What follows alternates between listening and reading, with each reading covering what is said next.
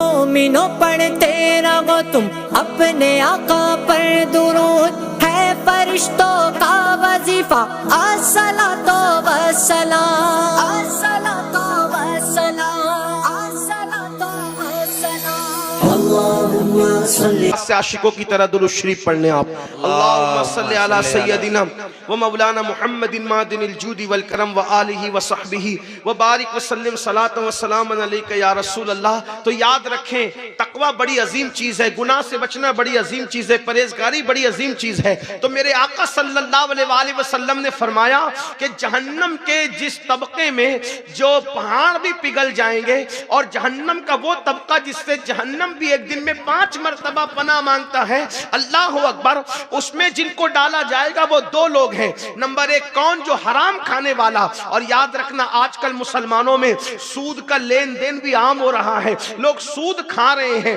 اور یاد رکھیے سود لینا بھی حرام ہے، سود دینا بھی حرام ہے، یعنی کہ بیاج جس کو کہتے ہیں۔ اللہ اکبر، کہیں کسی کا نام پر، کہیں کسی نام پر، کہیں کسی نام پر سود کو عام کیا جا رہا ہے۔ یاد رکھیے جس نے سود کا 1 لقمہ کھایا، سود کا 1 لقمہ، اچھا آخری میں کہیں بیان ہو جانا، بیان ہو جانا، بیان ہو جانا، بیٹھ جائیں، بیٹھ جائیں۔ آپ سب کی محبتوں کا شکریہ۔ ایک بار درود شریف پھر پڑھ لیں اپنے آقا علیہ السلام کی بارگاہ میں۔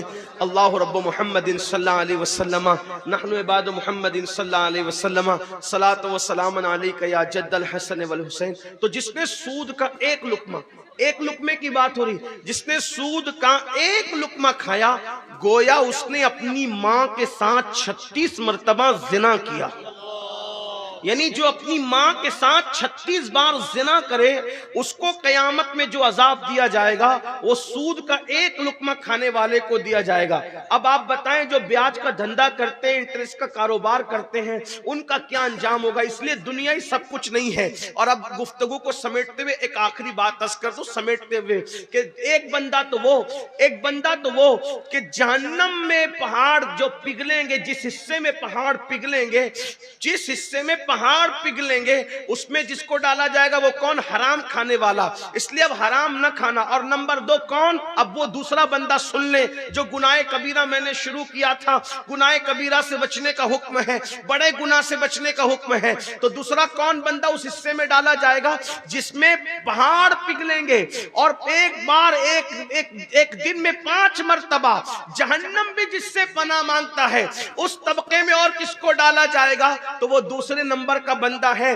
جو نمازوں کو ترک کرتا ہے، جو نمازوں کو ضائع کرتا ہے، جو نمازوں کی پابندی نہیں کرتا، اس حصے میں ڈالا جائے گا۔ اے میری قوم کے جوانوں، آپ کی بہت بڑی تعداد ہے، ہندوستان میں جوان 60% ہے، 60% ہے۔ میرے بھائیو، نماز کے نام پہ بھی جمع ہو جاؤ۔ دیکھو سننے کے لیے، تقریر سننے کے لیے ہزاروں کی تعداد میں جمع ہوتے ہو، کاش کے عمل کے لیے بھی ہزاروں کی تعداد میں جمع ہو جاؤ۔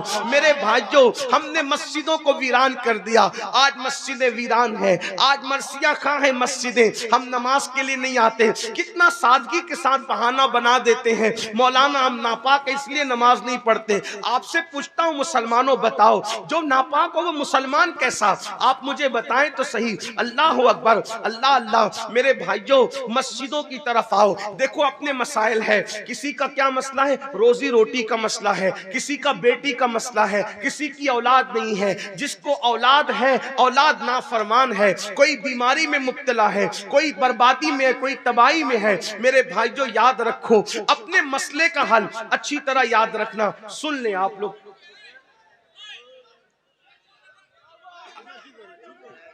دیکھیے کہ میں اس ماحول میں گفتگو کرنے کا عادی ہوں، میں انڈیا میں ہی رہتا ہوں، ہندوستان میں ہی رہتا ہوں، اور آپ کی یہ چیخ و پکار سے میرے کان آشنا ہے، مجھے اس پہ کوئی برا نہیں لگتا، لیکن اتنا ضرور ہے کہ میرا احترام نہ کرو، لیکن جس کی حدیث پڑھ رہا ہوں اس نبی کا تو احترام کر لوں۔ آپ چلاتے رہیں گے تو ہی میں گفتگو کرتا رہوں گا، مجھے کوئی فرق نہیں پڑتا، اس لیے کہ 4 لوگ ہی چلانے میں مجھے فرق نہیں ہے۔ یہ جو ہزاروں اطمینان سے سن رہے ہیں، میری توجہ ان کی طرف، میری اپنی عادت ہے، میں کبھی نگیٹو کی طرف توجہ نہیں کرتا، میں ہمیشہ پوزیٹو کی طرف توجہ کرتا ہوں۔ چپ رہیں، خاموش رہیں، بیٹھ جائیں، درود شریف پڑھیں، بیٹھے بیٹھے، بہت اچھے لوگ ہو، بہت اچھے ہو میرے بھائیو، درود شریف پڑھ لو، ایک بار بلند آواز سے پڑھ لو درود شریف۔ اللہ رب محمد صلی اللہ علیہ وسلم، نحن عباد محمد صلی اللہ علیہ وسلم۔ اب گفتگو اختتام کو اینڈ کو پہنچ رہی ہے، تھوڑا سن لیں۔ کتنے اچھے لوگ ہیں بیچارے، گھنٹوں کھڑے ہیں۔ اللہ تعالیٰ ان کھڑے رہنے والوں کو بھی اور گھنٹوں سے بیٹھنے والوں کو بھی، جو دن 50,000 سال کے برابر کا دن ہوگا، قیامت کا دن، اس دن اللہ ہم سب کو تکلیف سے بچا لے، مصیبت سے۔ آج نبی رحمت کی محفل میں بیٹھے ہیں، کل قیامت کے دن نبی رحمت کے ساتھ اٹھنا اللہ ہم سب کو نصیب فرمائے۔ کوئی کاروبار کے معاملے میں پریشان، کوئی روزی روٹی کے معاملے میں پریشان، کوئی بیٹی کے معاملے میں پریشان، کسی کو اولاد نہیں ہے وہ دکھی ہے، جس کو ہے وہ اولاد سے دکھی ہے، اولاد فرما بردار نہیں۔ اب ہمارے مسائل کا حل کہاں؟ ہم سوچتے ہیں حکومتیں بدلے گی، فلاں پارٹی آئے گی تو مسئلے کا حل ہوگا، فلاں وظیفہ پڑھ لیں گے تو مسئلے کا حل ہوگا، فلاں تعویذ دے لیں گے تو مسئلے کا حل ہوگا، یہ دعا کر دے گا تو مسئلے کا حل ہوگا، وہ دعا کر دیں گے تو مسئلے کا حل ہوگا۔ چلو امین القادری آ گیا ہے، ہماری بستی میں اس سے دعا کرا لو، وہ دعا کر دے گا تو مسئلے کا حل ہوگا۔ ایک بات آپ کو بتاؤں، سچی بات بتاؤں، جب تک مسجد میں نہیں آؤ گے اپنے مسئلے کا حل کوئی نہیں کر سکتا۔ کل بھی اپنے مسائل کا حل مسجدوں میں تھا اور اب بھی اپنے مسائل کا حل مسجدوں میں ہے۔ مجھ جیسا کیا، مجھ سے کوئی بہت بڑا بھی انسان آپ لے آؤ گے اور وہ بھی آپ کے لیے دعا کر دے تو اللہ اس کی دعا بھی آپ کے حق میں قبول نہیں کرے گا۔ کیوں قبول نہیں کرے گا؟ کیونکہ اللہ کے رسول کا فرمان ہے، میرے اور تمہارے نبی کا فرمان ہے، میرے اور تمہارے آقا کا فرمان ہے کہ جو نماز چھوڑ دیتا ہے نیکوں کی دعا سے اللہ اس کا حصہ ختم کر دیتا ہے، نیکوں کی دعا سے اللہ اس کا حصہ اٹھا لیتا ہے۔ بلکہ آپ کو یہ بات کہوں، مسلمانوں اگر نماز پڑھو تو تم کو میری دعا کی اور کسی کی دعا کی ضرورت نہیں ہے، کیونکہ ہمارے نبی ہمارے لیے 1450 سال پہلے اتنی دعائیں کر چکے ہیں کہ اب ہمیں مزید کسی کی دعا کی ضرورت نہیں ہے۔ لیکن اس دعا کے ہم تک پہنچنے میں، اس کا فیضان پہنچنے میں ایک چیز رکاوٹ بنی ہوئی ہے۔ کیا رکاوٹ بنی ہوئی ہے؟ کہ ہم نے رسول اللہ کو نماز چھوڑ کر کے ناراض کر دیا ہے۔ اگر ہم سجدہ کر کے حضور کو راضی کر لیں تو حضور کی دعاؤں کی برکتیں آج بھی ہمیں ہرا بھرا کر سکتی ہے، آج بھی ہمیں برکتوں سے مالا مال کر سکتی ہے۔ کتنی عجیب سی بات ہے، ہمیں واٹس ایپ کے لیے ٹائم ہے، فیس بک کے لیے ٹائم ہے، ٹویٹر کے لیے ٹائم ہے، ہر چیز کے لیے ٹائم ہے، بیوی بچوں کے لیے ٹائم ہے، دوست و احباب کے لیے ٹائم ہے، آخر اللہ کی عبادت کے لیے ٹائم کیوں نہیں ہے؟ وہ اللہ کو ٹائم نہیں دیتے۔ کتنے بے شرم ہو گئے ہم، کس قدر غدار ہو گئے ہم، کس قدر بے وفا ہو گئے ہم اللہ کو ٹائم دینے کے لیے تیار نہیں۔ وہ اللہ جس نے زندگی دی، وہ اللہ جس نے ماں کے پیٹ میں ہماری خوبصورت شکل بنائی، کبھی آئینے میں اپنی شکل دیکھ کے اترانے سے پہلے سوچا ہوتا اگر یہی شکل کو اللہ چوہے جیسی بنا دیتا، کتے جیسی بنا دیتا، بندر جیسی بنا دیتا، ہے کوئی پوچھنے والا اس سے کہ تو نے ایسا کیوں کیا؟ آپ بتائیں، اللہ انسان نہ بناتا، سور بنا کے پیدا کرتا، کوئی پوچھنے والا ہوتا کہ سور کیوں بنایا؟ کتا بنا کے پیدا کرتا، کوئی پوچھنے والا ہوتا کتا کیوں بنایا؟ اللہ اکبر۔ اپنی خوبصورت شکل کو دیکھنے والوں، کبھی کبھی اللہ رب العزت کے احسان کو تو سوچو، وہ اللہ کتنا شان والا ہے جس نے مجھے اتنا خوبصورت بنایا۔ لوگ مجھے دیکھ کے میری تعریف کرتے ہیں۔ قرآن انسان کی حسن کو بیان کرتے ہوئے کہتا ہے والتین والزیتون وطور سینین وہذا البلد الامین لقد خلقنا الانسان فی احسن تقویم۔ تین کی قسم، زیتون کی قسم، طور سینا کی قسم، اور قسم ہے اس شہر کی، امن والے شہر کی۔ بلکہ مفسرین کیا کہتے ہیں؟ اب آئیے مفسرین کے قول کے مطابق اس کی تفسیر کے حوالے سے اس کا مفہوم بیان کروں۔ شہر ابراہیم کی قسم، شہر موسیٰ کی قسم، شہر عیسیٰ کی قسم، شہر محمد کی قسم، چاروں محبوبوں کے شہر کی قسم اٹھا کر کہا جا رہا ہے اے اللہ اگر بغیر قسم کے بھی تو کہے تو ہم تیری ہر بات مانتے ہیں، لا ریب فی، تیری کسی بات میں ہمیں شک نہیں ہے، لیکن چار قسمیں اٹھا کر کہہ رہا ہے۔ اور وہ بھی قسم کون سی؟ اس شہر کی قسم جس میں ابراہیم پیدا ہوئے، اس شہر کی قسم جس میں موسیٰ پیدا ہوئے، اس شہر کی قسم جس میں عیسیٰ پیدا ہوئے، اس شہر کی قسم جس میں محبوب پیدا ہوئے۔ پتہ چلا نبیوں کی پیدائش کوئی معمولی چیز نہیں ہے۔ اللہ چار محبوبوں کے چار نبیوں کی مولود کی قسم اٹھا رہا ہے۔ اس سے پتہ چلا مولود کی اہمیت کیا ہے، اس سے پتہ چلا مولود کی اہمیت ہے۔ لوگ کہتے ہیں میلاد منانے سے کیا ہوتا ہے؟ میں نے کہا جو مناتے ان سے پوچھ کیا ہوتا ہے، کیا ہوتا ہے؟ میلاد منانے والے سے پوچھ۔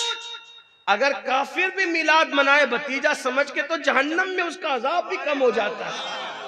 ہاں جہنم میں اس کا عذاب بھی کم ہو جاتا ہے. وہ کہا تم لوگ تو خواب کی باتیں بیان کرتے ہو. ہم نے کہا خواب کی بات ہم بیان کرتے تو مجرم ہوتے. یہ امام بخاری نے بیان فرمایا ہے. وہ کہا کہ آپ لوگ تو خواب کی بات, جب صحابی خواب بیان کر دے تب وہ خواب نہیں رہ جاتا, وہ روایت ہو جاتی ہے نا. ہاں تو بہرحال عرض یہ کر رہا تھا, ایک بات آپ کو بتاؤں میلاد سے کیا ہوتا ہے. توجہ آپ کی, میلاد سے کیا ہوتا ہے. جس کا کوئی تعلق بھی نہ ہو اس کو بھی میلاد کی برکت ملتی ہے. میلاد سے یہ ہوتا ہے.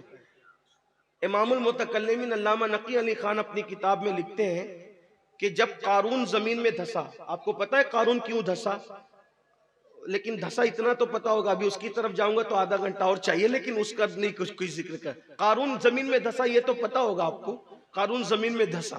اب دھسا دھسا دھسا دھستا رہا. کب تک دھسا؟ موسیٰ علیہ السلام کے زمانے سے دھسا, اور کب تک دھستا رہا؟ رسول اللہ کی ولادت سے پہلے تک دھستا رہا. جیسی حضور کی ولادت ہوئی اور حضور کے قدم زمین کو لگ گئے, اللہ نے فرمایا اب قارون نہ دھسے گا, کیونکہ محبوب کے قدم زمین کو لگ گئے. قارون کا کوئی تعلق ہی نہیں ہے. میلاد مصطفیٰ سے قارون کا کوئی تعلق نہیں, لیکن بات کتنی ہے, وَمَا أَرْسَلْنَاكَ إِلَّا رَحْمَةً لِّلْعَالَمِينَ. رحمت للعالمین نے پیر زمین پہ کیا رکھ دیے. اب وہ دھستا ہوا قارون نہیں دھس رہا ہے, وہ وہی رک گیا ہے.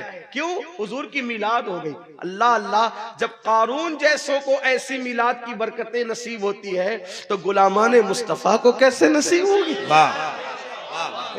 سوچو تو صحیح. اوکے, میلاد سے کیا ہوتا ہے؟ میں نے کہا میلاد سے یہ ہوتا ہے کہ ساری روئے زمین مسجد بنا دی جاتی ہے. مسجد بنا دی. ایک بات آپ کو بتاؤں, حضور نے کیا فرمایا, اللہ نے میری برکت سے روئے زمین کو کیا بنا دیا, کیا بنا دیا. یعنی کہ پہلے کے لوگوں کو عبادت کرنا ہوتا تھا تو عبادت خانے میں جانا پڑتا تھا. اب مسلمان جہاں نماز کا ٹائم ہو نماز شروع کر دے. کیا جگہ ہے وہ؟ مسجد. ایک بات اس سے اور بتاؤں, جب مسجد ہو گئی روئے زمین تو مسجد کے اوپر کوئی زنا کرتا ہے کیا؟ مسجد کے اوپر کوئی شراب پیتا ہے کیا؟ مسجد کے اوپر کوئی چوری کرتا ہے؟ کوئی کرتا ہے مسجد میں چوری؟ حضور کہہ رہے کہ مسجد ہو گئی, یہ تو ہمیں سمجھ میں آ گیا, اور یہی اس کا مطلب ہے کہ سجدہ گاہ بن گئی. لیکن جو چیز سجدہ گاہ ہے پھر وہ زنا گاہ کیسے ہو سکتی ہے, وہ شراب گاہ کیسے ہو سکتی ہے, وہ چوری گاہ کیسے ہو سکتی ہے؟ اس کا مطلب لوگ زمین کو کچھ مانے, تم تو سجدہ گاہ مان رہے ہو نا. جب تم سجدہ گاہ مان رہے ہو تو زمین کے اوپر پاپ کیوں کرتے ہو, گناہ کیوں کرتے ہو؟ زمین پہ گناہ کرنے نہیں آئے, زمین پہ سجدہ کرنے آئے, زمین پہ اللہ کی عبادت کرنے آئے. تو عرض کیا کر رہا تھا, ہمارے مسائل کا حل کل بھی مسجد میں تھا, سجدے میں تھا, اور آج بھی سجدے میں ہے. اور جب تک سجدہ نہیں کرو گے اس وقت تک کامیابی نہیں مل سکتی. حکومتیں آئے گی چلی جائیں گی. اور ایک بات آپ کو بتاؤں, جو اس وقت ظالم آئے ہیں دنیا میں, کہیں ہر ملک کا یہی حال ہے, کہیں کم کہیں زیادہ, اس سے زیادہ ظالم آئیں گے. اگر عبادت نہیں کرو گے اس سے زیادہ ظالم آئیں. جو تکلیفیں آج ہیں اس سے زیادہ تکلیفیں بڑھے گی. ارے اللہ نے ہمیں خوبصورت شکل دی, رزق دیا, اچھے ماں باپ دیے, ساری نعمتیں دی, کیوں اس کے لیے ٹائم نہیں نکالتے؟ ایک وقت کی نماز کے لیے صرف 10 منٹ چاہیے, 10 منٹ, 10 منٹ سے زیادہ کا ٹائم نہیں لگتا. کیوں نماز نہیں پڑھتے؟ اور سن لو, اگر نماز نہ پڑھو تو اللہ کے رسول علیہ السلام کیا فرما رہے؟ آپ یہ سوچتے ہو کہ نماز چھوڑ دیں گے تو بھی حضور ہاتھ پکڑ کے جنت میں لے جائیں گے؟ نمازوں کو ترک کرو گے پھر بھی حضور ہاتھ پکڑ کے جنت میں لے جائیں گے؟ یاد رکھو, اللہ کے رسول نے فرمایا کہ جو جان بوجھ کے نماز چھوڑ دے میں محمد اس سے بیزار ہوں, قیامت کے دن اس کے ساتھ میرا کوئی وعدہ نہیں ہے. حضور فرما رہے ہوش کے ناخن لو, جس سے ماں باپ بیزار ہو جائیں, مرتے وقت اس کی زبان پہ کلمہ نہیں آتا, جس سے اللہ کے رسول بیزار ہو جائیں, مرتے وقت اس کی زبان پہ کلمہ کیسے آئے گا؟ آپ کیا سمجھتے ہو امام اہل سنت کی بات بہت زیادہ کرتے ہو؟ امام اہل سنت نے فتاوی رضویہ شریف میں لکھا کہ جو اذان کا جواب نہ دے اور دنیا کی باتیں کرے, ڈر ہے کہ مرے گا تو کافر ہو کے مرے گا. امام اہل سنت نے لکھا جو نماز پڑھے لیکن رکوع صحیح نہ کرے, پڑھتا ہے نماز لیکن رکوع صحیح نہیں کرتا, کرتا تو حدیث پاک انہوں نے کوٹ کی کہ جو رکوع صحیح نہیں کرتا ڈر ہے کہ مرے گا تو کافر ہو کے مرے گا، نماز پڑھتا ہے مگر رکوع صحیح نہیں پڑھتا تو ڈر ہے کہ مرے گا تو کافر ہو کے مرے گا۔ جو سرے سے نماز ہی نہیں پڑھتا، جمعہ تک نہیں پڑھتا، جمعہ کے دن آتا ہے تو 2 رکعت پڑھ کے بھاگ جاتا ہے، وہ کیسے مومن مرے گا؟ وہ ایمان پر کیسے مرے گا؟